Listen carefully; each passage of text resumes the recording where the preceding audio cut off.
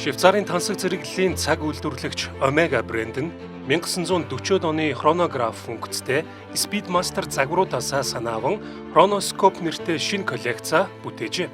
Omega брэндийн энэхүү домогт коллекц нь дэлгэцээр орон зайнаас хамаарч хурд хэмжих тахиметр, мөн энгийн хоёр шатлалаар дууны хурдан тулгуурлан зайг хэмжих зориулт бүхий телеметр, мөн зүрхний цохилт хэмжих пульсметр зэрэг 3 хэмжүүрийг илэрхийлэх хүрээг багтаажээ.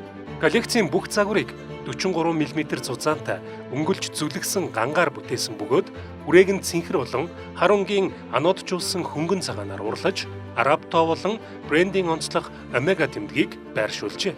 Осрын тухайд маш нарийн цоолбор бүхий хөөх, бор, харунгийн арьсан болон зэвэрдэггүй ган хувилбаруудаас сонголтоо хийх боломжтой.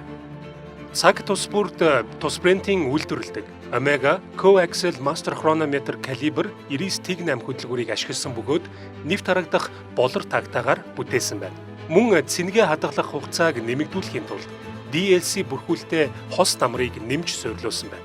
Баталгаажсан Master Chronometer-ийн хувьд хөдөлгөөр болон цаг нь Швейцарын холбооны хэмжилтсэн хүрээлэнгээс тогтоосон хамгийн хатуу шалгуурыг давж үн цэнэ батлан харуулжээ.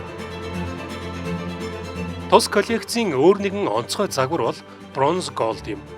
Бусдаас онцгойрох энэхүү загвар нь боронзон алтан хүрээ, бор нүүр, мөнгөлөг өнгийн туслах дэлгэцтэй ба тахиметр бүхий керамик хүрээ нь PVD гадаргууг бронзон алтаар бүрсэн навчин хэлбэрт зүйтэй.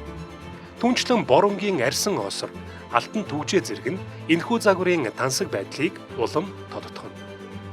Bronze Gold загварын их биеийг дахин давтагдашгүй тусгай найрлага болох 37.5% алт, палладий, мөнгө зэрэг үнэт металлуудаар уралжээ. Үр дүнд нь уламжлалт механик Speedmaster Chronoscope цагны одоогийн шинэ дүр төрх бий болов.